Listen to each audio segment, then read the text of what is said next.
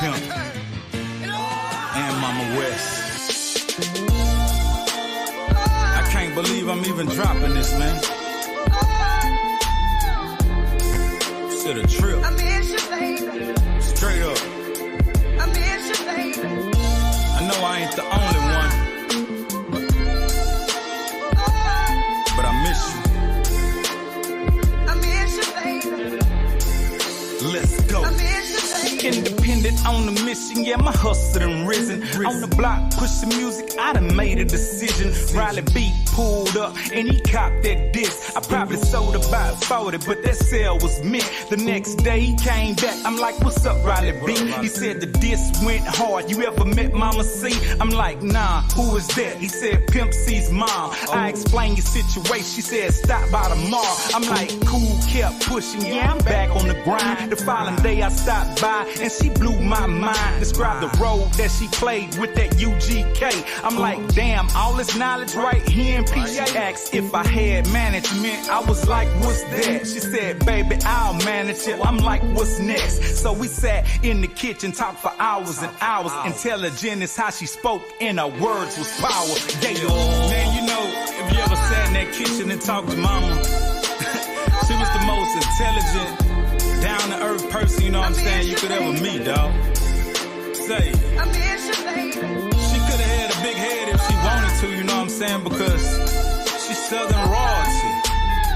But she kept it real with everybody that crossed her path, man.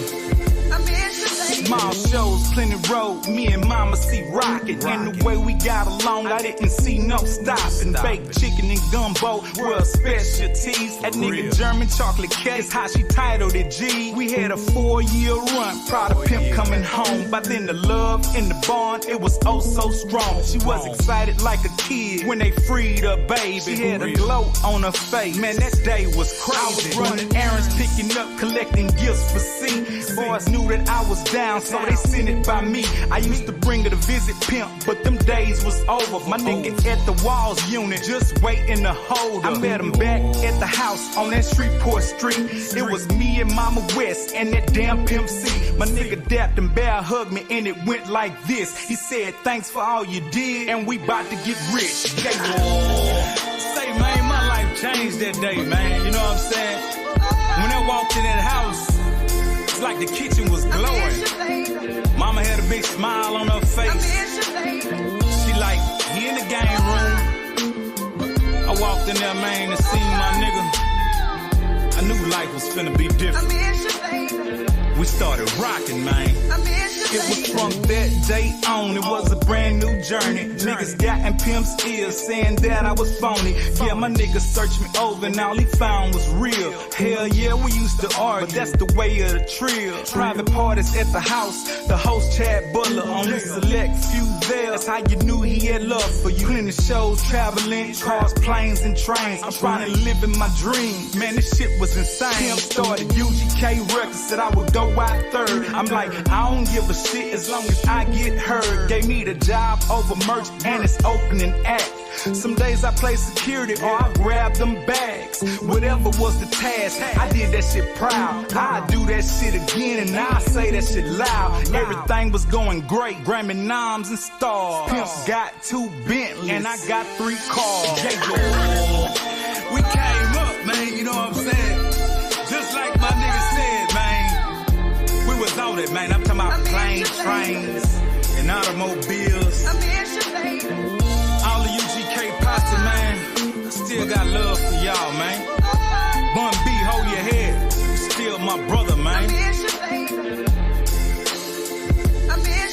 Mama C never changed, just had a smile on her face. Her and Heather booking shows, man, the fam was straight. We was rising from the climb, but doing that rise, my nigga Pimp flew to Cali and out there he died. Mama called us all her babies, but her heart was broken. Ain't nothing could repair that wound left open. She shed so many tears and I held her up. It was the worst day ever, man, that shit was rough. We tried to get back cracking, but she just wasn't in it. Told me to fly that flag, go out represented. I moved to Dallas and pushed hard and we stayed connected. He's a Leo motherfuckers that at UGK Records. 6 years gone by, yeah, we built the Listine. I started Trill Gang Click and I built took me a team. We had planned to reapproach. That's when she got sick.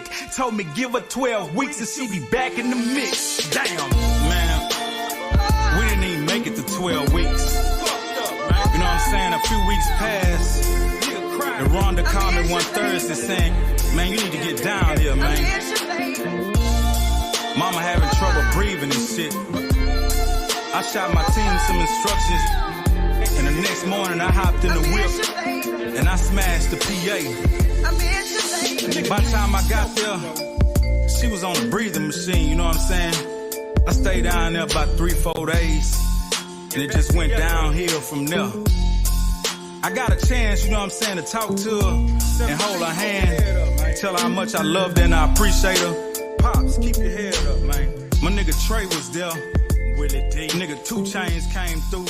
Trill niggas. Bun was right there, you know what I'm saying? Everybody was right there in the last hour. Salute to Angie, Ed, Big Mun, Truck, Bird, Julie Beverly, and Lil Chad, man. That boy stood firm, man.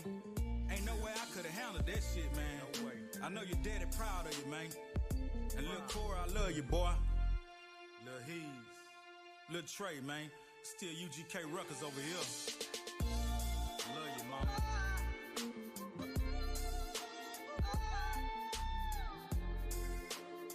I miss you, baby. I miss you, baby.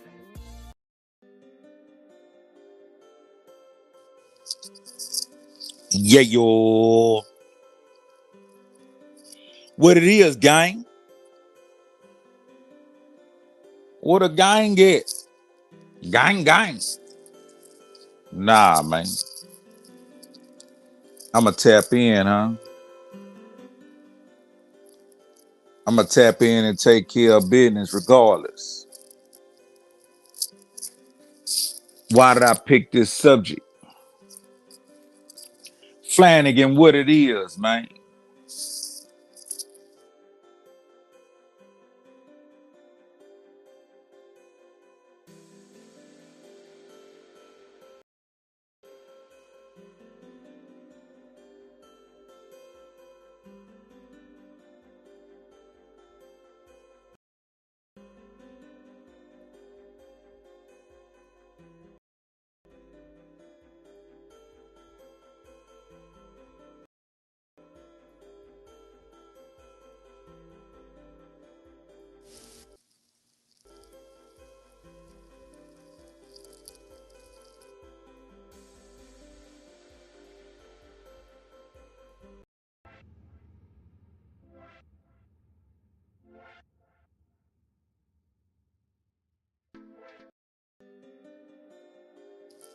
Yeah, I'm back, man. I had technical difficulties, but I think I got it straight now. Motherfuckers like to call. You know what I'm talking about? As soon as you get on live, they want to call. Text me, motherfucker. He say he had him jam my song, Country Slang. Let me see. I'm going to highlight that. It went down last night. He had him jam that Country Slang. That's what Texas Flanagan say. Oh, I had him jam Country Slang on Live with Blind Fury last night. Dev's Head, we was on there. We were putting the Trill Cast family on there. Already. I saw some kind of post. I saw some kind of post from Blind Fury. He was saying that he wasn't affiliated with that one channel we was going to. I don't really know how it go. I didn't click any links and go check it out. But he was saying he was no longer affiliated and he had his own channel. But yeah, I don't know which channel it was y'all was on. But yeah, salute to Blind Fury and appreciate you spreading that country slang. Get him to play that damn Done It All, man. Get him to play that Done It All, man. Who that is? Michael Stringer. Michael Stringer say, what's up, man? It's been a minute. Oh, yeah, I'm going to stay at it, man. I ain't doing no quit. This part of my therapy session. But yeah, man, I wanted to tap in. I was talking to one of my kind of like a kinfolk, but he a homie of mine. And we was talking about, you know what I'm saying, boys joining gangs when they was kids. And he said he basically did not have that going on where he grew up. And I can understand that because where he grew up, you know what I mean, it wasn't that type of activity going on. We from the same city and we went to school together, but the demographics of where he grew up and where I grew up was totally different. So what he was exposed to, I wasn't privileged to see it. And what I was exposed to, fortunately, he didn't get to see that. But when we got to school, you know what I mean, we always had a good time regardless. Now, during that time, I didn't really know what the canvas of his neighborhood looked like. I thought he grew up, you know, just on the east side somewhere in the hood like mine. But after I got to traveling a bit more and seeing the demographic of where he lived, it was totally different.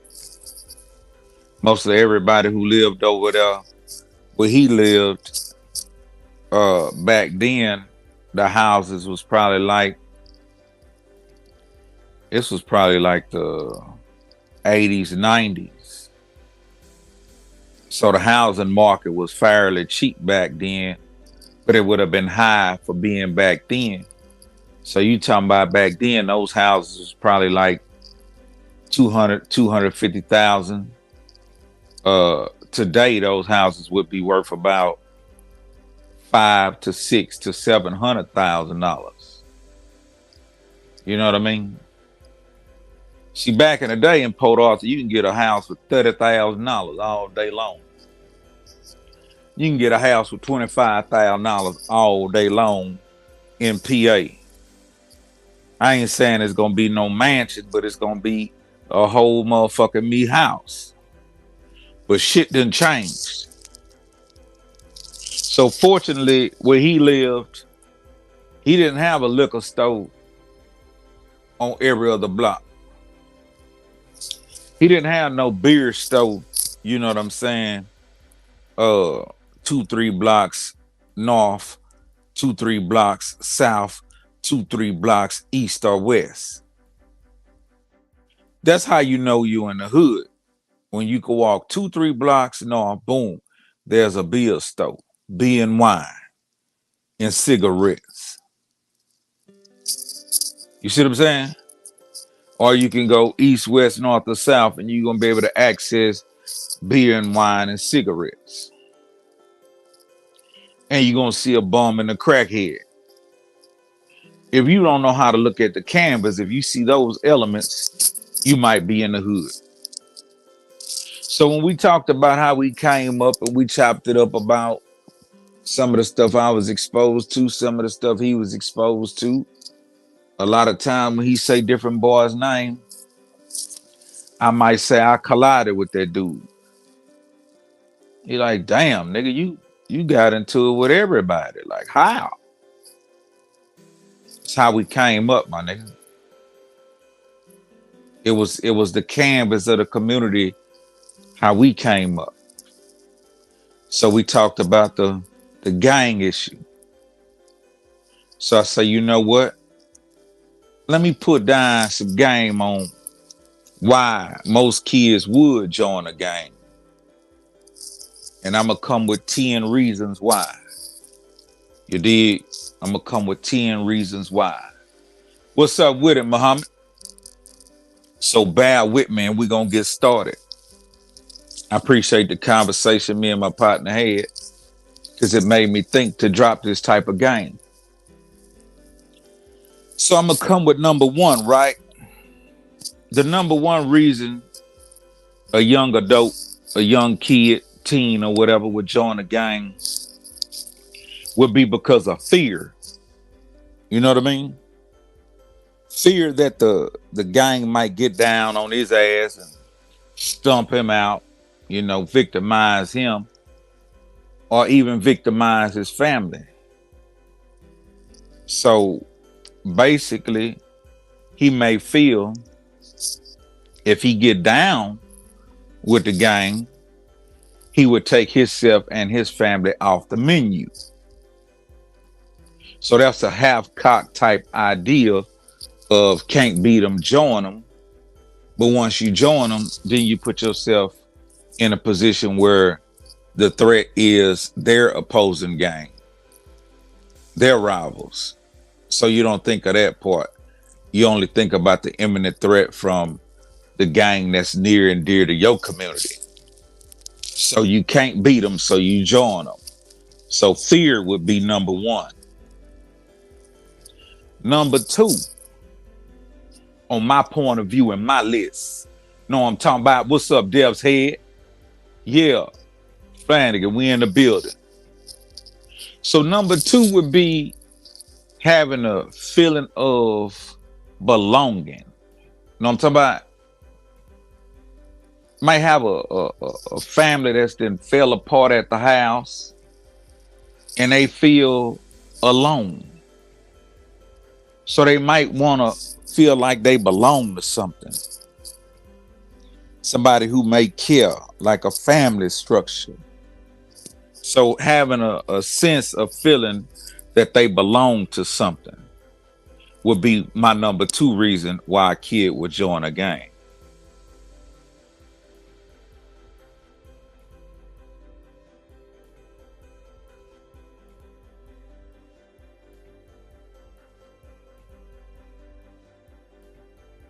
Yeah, man. If you my friend, you should know if I'm online or not, and not to call me. Get online, motherfucker.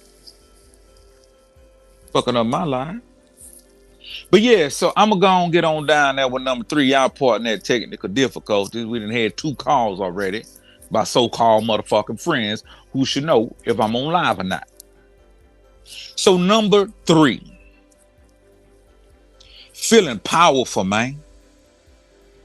Having a sense of pride and feeling powerful. Some people feel weak when they stand alone. They feel like they can't make nothing shake on their own. But when they become a part of this group or this clique, they feel a sense of pride and they feel powerful. So that would be my number 3 reason why a young adult or a kid would join the gang. To feel that power, to know that you got numbers, and know that you got somebody that may have your back. So power is number 3. Hey, I don't mean no disinfect to any friend of mine that called my phone, but y'all know what I be doing, man. It's posted on Facebook. You know what I'm saying? It's posted on 3 of my Facebook pages. And it's on my YouTube. So don't tell me you cockamamie, you don't look on social sites. That's how most of you motherfuckers communicate. But we gonna keep on moving right along. So number 3 was feeling powerful. Number 4, and if you agree with me, let me know you agree with me, or let me know if you disagree. Let me see. Dev Head, tell he's a Leo. We had that popping that Trio Cast family on live last night with T. Keith and Barbara. Okay, so you was on the other page. Cause I think Blind Fury say he dropped out on them boys. I don't know. That's their business. You know what I'm talking about? But yeah, we're gonna move to number 4. Hopefully we don't get another phone call. If we do, I'm gonna cuss a motherfucker out. I don't mean no disinfect. So number 4, most youngsters that come from a dysfunctional household, like a single parent home, 9 times out of 10, a single parent is a mother. they'll be most likely, how could I say, most likely to join a gang because you hear mama, you hear what she talking about, but you ain't really listening because mama gonna put a little something on your ass, but mama ain't gonna put nothing on your ass like your daddy would. But if your daddy not present, you know what I mean, mama doing her best trying to put her foot down. So kids that come from a single parent household, a dysfunctional household, they most likely will be prone to join a gang. And we're gonna keep on moving and go to number 5. Most kids that grew up poor and broke, you know what I mean? I don't mean no disinfect, but most kids that grew up poor and broke, they most likely would join a gang because they got idle time on their hands. They ain't going shopping nowhere. They ain't taking no motherfucking vacations. You remember the homeboys that always talking about we was at this and we was, remember that time we went to Disneyland? Nigga, I ain't never been in no motherfucking Mickey Mouse Disneyland. I ain't even know what Disneyland was. Nigga, I used to lie and say I went to Toys R Us.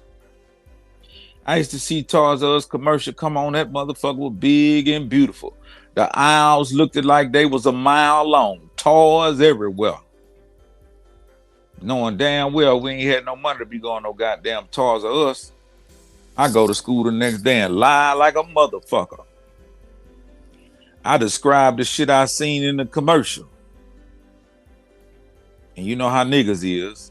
He ain't lying. I seen it too, bitch ass nigga. You seen the commercial just like me. Your po ass ain't never been in no motherfucking Toys R Us. You don't even know where it is. Me neither. But yeah, so most kids that's poor and broke, they most likely, you know what I'm saying, want to feel a part of some shit. Want to fill that void knowing that they ain't got shit. So they gonna go join a whole nother group of niggas who ain't got shit and punch them or something. Cause we poor and broke. Fuck it. Let's go be destructive. Not saying all poor and broke kids do that.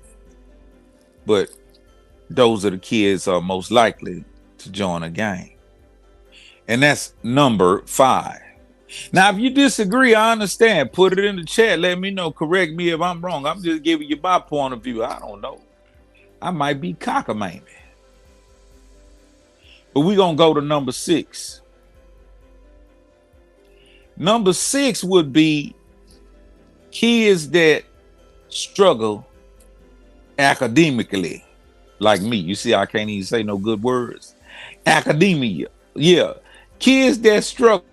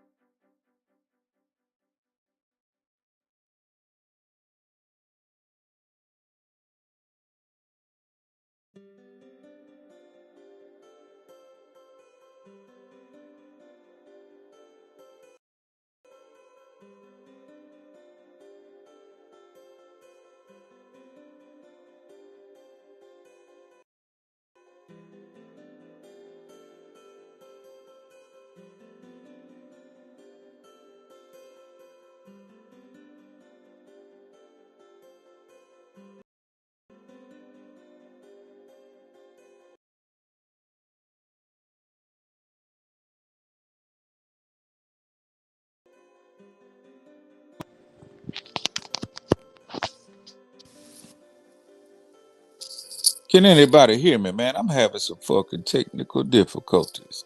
Let me know if you can hear me or not. Holla if you hear me. You know what I mean? I'm having some motherfucking technical difficulties on my end. What the fuck? Niggas calling me fucking my shit up. But we gonna get on down through there. If you can hear me, let me know. Let me see. I can hear you now. Okay. Hey man, I gotta apologize, man. I don't know what the fuck going on. But it happens. It happens. We gonna get you. There it is. Again, motherfucker, stop calling me. Call me in a few minutes. We'll talk about nothing. That's all you motherfucker want to do anyway. Talk about nothing. Oh, I know what a nigga calling. Nigga want me to do something. I forgot. Nigga want me to do something. I forgot. Okay, let me get back to where we were. We was on number 6, man. Most kids that struggle with their IQ and their grades, they distracted because they can't get it. You dig? They have learning issues, learning disabilities. They can't keep up with the class. We don't want to talk down on them and say they slow or pep or dumb or retarded. They just have issues with keeping up with everybody. I would be one of those kids. Math stumped me. I ain't gonna bullshit you. Math took me out the game. Math had me looking for alternative learning. I started looking around in the hood to see what I could pick up on. Because that shit that was happening at school, I just didn't get it. And let me apologize again if you stayed through the little blank hour when we was disrupted and I couldn't get back on. My phone wasn't working. But I'm back and we moving right along. You know what I'm talking about? So partial of why a kid would join a gang, number 6, I would say would be having a low IQ. I ain't trying to disinfect nobody. I don't hope nobody feel like I'm talking directly to them. I'm just giving you my point of view.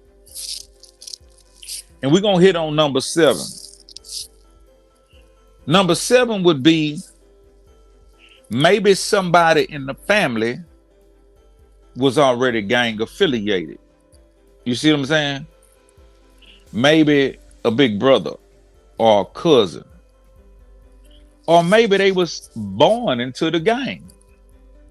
Maybe the whole family gang bang. And so when the kid became conscious, he was already quoted in because that's what the family do. Especially, you know what I'm saying, in big cities like California and different things like that. You could be born into that shit. Now in Texas, we started that shit after watching Colors. That's what I'm gonna say. Shit. Nigga might disagree, but it's just a conversation. We started that shit after watching Colors. So I'm gonna speak for myself. I wasn't born into a motherfucking thing. I joined the boys club for all these reasons I just mentioned. Every reason that I mentioned got something to do with me on this motherfucking list. But yeah, so number 8 would be, no, that was number 7. No, I don't know. I'm lost. Jump me up to speed. I think that was number 7. Number 7. Yeah, see, somebody in the household could be, down with it, and then you influence and you get down with it. So number 8 would be domestic violence. Witnessing your parents or your mama and your stepdaddy or whomever inside the household squabbling like a motherfucker. at least 2 times a week. One fight a week don't count. It got to be 2 or better. One fight a week is regular. It need to be at least 2 or better. That's domestic violence. One little old fight a week ain't domestic violence. That's just regular shit. Now, when your mama and stepdaddy go kicking each other ass 2 times a week, 3 times a week, 3 times on the weekend, 2 during the week, that's domestic motherfucking violence. You know what I mean? But the kid might be exposed to domestic violence inside the household and outside in the community. So the kid is going to imitate and emulate what he sees and act it out. And the best way for him to act it out is being a part of a gang. So when they have an opponent, he can go ahead and distribute some violence on his opponent. Because he already know this. You see what I'm saying? We're going to keep on moving before we get another motherfucking call. And like I said, if you agree or you disagree, please put it in the chat. I'm just giving you my POV. And like I said, all 10 of these things have something to do with me. So number 9 would be drugs and alcohol. Drug abuse in the household. Drug and alcohol abuse in the household. Or in the community. So at a young age, you exposed to this shit. And most of the time, if you got a parent, and if it's a single parent household, and that parent is struggling with alcohol abuse or drug abuse, they're not as strict on you about where you can go and where you can't go, what you can do and what you can't do. So with that much free reign, you able to move around in the hood, man, and have idle time. And most of the time, that idle time is going to get you in some shit. Nobody's stopping you or telling you you can or you can't. So when you get off from school or whatever, you able to drop your books, get you a sandwich or something, and hit the streets. And most of the time, what's in them streets ain't no good for you. So having drugs and alcohol being abused in the household or in the community will also allow you to have the freedom to mix and mingle, and sometimes mix and mingle with the wrong crowd. So that would be number 9. Now, number 10 is a free fall. Number 10 is a free fall. How about number 10 being just for the motherfucking thrill of it? I would have to say I would be included on that for the thrill of it. Every one of these reasons on here was part of why I became a part of a boys group, a boys club, I'll call it that. But for the thrill of it, not really knowing the responsibility of about what you about to be a part of and what your activities are gonna be. But for the thrill of it, to say I'm a part of this. We be doing this. Twist your fingers up. Wear your clothes a certain kind of way. If somebody fucking with you, you will tell them, nigga, you know I'm part of such and such. You know we'll get your ass, nigga. But most of the time, when you so caught up on the thrill of it, you don't understand the responsibility of what you're doing. But I'll say you can be influenced. A kid could see Crip Mac on social media and relate to him and feel like, hey man, I want to be like him. So now you influenced by something you've seen on TV. Some people might say, hey, that's a long stretch. How could that happen? I could tell you exactly how it could happen. Because when we were kids, 1980, we saw a movie.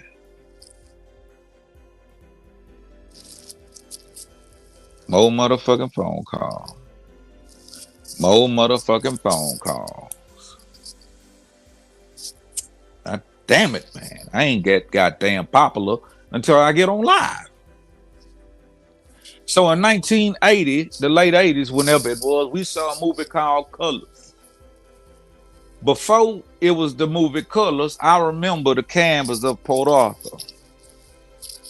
It was old niggas playing softball on the park, wearing nut hugger shorts. It was old niggas with carefree cuz. Niggas used to dress like, you remember Rocky when he was fighting homie Carl, whatever his name, Carl Weathers or whatever. Creed, his son became Creed or whatever. Remember them short ass shorts that nigga used to wear, them nut hugging shorts? That's what niggas used to wear back in the 80s. And them niggas used to play some softball. They had softball games every weekend. But what I realized was them niggas was player back in the day, man. Them curl wearing motherfucking Braxton jean, ankle boot wearing motherfuckers was pulling bitches left and right. But back then it was, hey, what's happening? What's up, soul brother? It was love, peace, and hair grease. It was love, peace, and hair grease. Ultra sheen perms, carefree curls, worlds of curls activator in your mossy ass motherfucking raggedy ass curl. You would go to Calf's beauty shop and get you a cub put in your head for $35.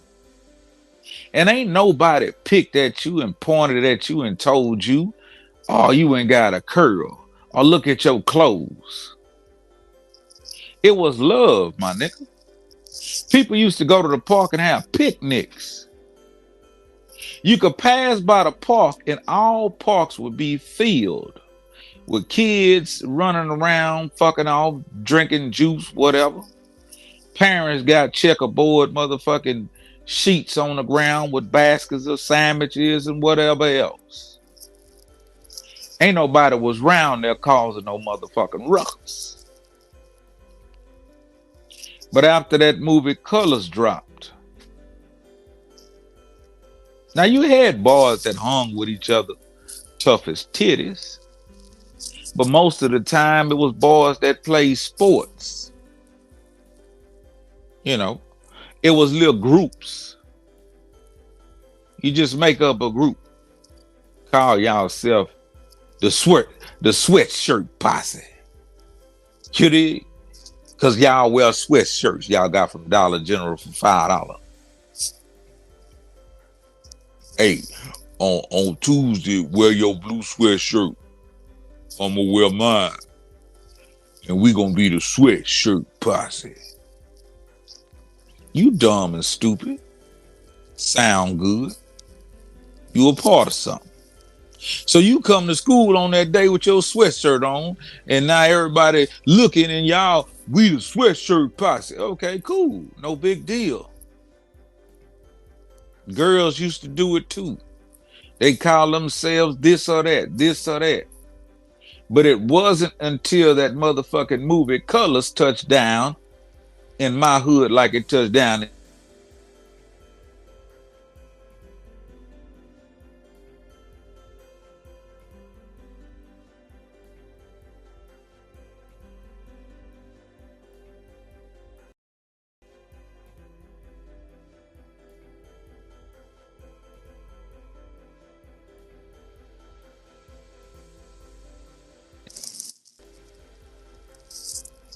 Yeah.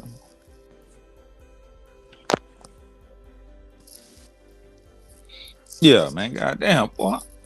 Somebody gonna have to. Somebody gonna have to sick my dick. You know what I mean? Nah. Give me some motherfucking Castle Grayskull. I'm so goddamn popular, motherfucker. Interrupting my spiel.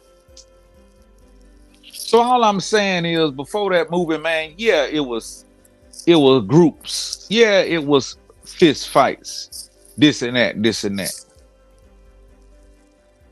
But it wasn't until that movie is when I seen my whole city get turned upside down. And coming from all those different elements that I just named, 1 through 10, would have been the reason why most likely a young individual would go ahead and join some shit. Because if I had to be flat out honest, I'm going to just be honest with you. I was able to write those things down so easily because it's fresh on my mind. I can see it.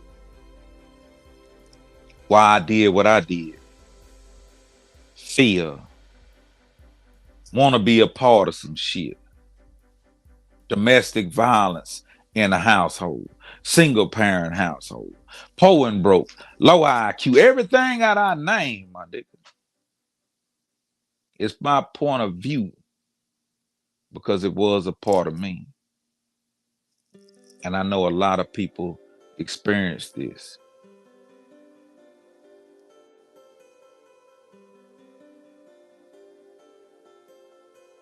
What my niggas say, Lil Uzi Vert, a 9 Trey Blood.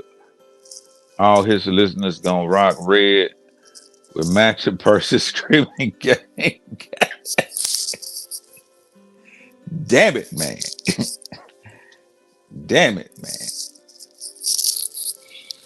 Yeah, that's it. That is a peculiar little character right there. He said something about he believe in Satan also. So now he a 9 Trey Blood devil worshiper. Dragging motherfuckers to hell. I never knew about him until I seen him on Bad and Bougie. And boy, was I misinformed. I said, when I seen him on Bad and Bougie, this is what I said. I said, look, the Migos helping this little dwarf looking motherfucker out. But he had this little swag. I say, hold on, who is this little nigga? I was thinking the Migos was helping this little nigga out, whoever he was. But after I seen his little swag, I say, hold on, this little nigga here must be somebody. And I went and looked that little motherfucker up, man. That nigga had a cult-like following, man. You dig? I had never heard of the little boy. But when I looked that little Uzi motherfucker up, nigga, that nigga had a cult-like motherfucking following. I shut the fuck up. I ain't stupid. I shut the fuck up. But that let me know I took my eyes and ears off the game so I could do some other things, and I got kind of lost in the sauce. Or maybe I shouldn't have even knew about no little Uzi verse. But yeah, man, that was my spiel about the whole why most kids, I ain't gonna make it long and drawn out because I want somebody to tap back in and get something up out of this. You know what I mean? I appreciate y'all tuning in, man. I'm gonna make some of these phone calls back and see was it some Castle Grayskull, you know what I'm saying, out there somewhere, why I kept getting these calls. Yeah, that influence is a motherfucker there. Hey, man, y'all keep perpetuating and keep letting motherfuckers know, spin them He's a Leo tracks, share them goddamn Bandcamp songs, and everybody who participated, man, blessing young Corey with some cheese. It'll be touching his hands at the end of the month. I appreciate every last one of y'all, man. At the end of the month, it'll be a celebration. It'll be touching his hands. Until next time, I'll be back, man, and we're going to talk some more shit. We're going to drop some more spills. We trio casting and lasting, man. We ain't quitting and bullshit. You know what I'm talking about?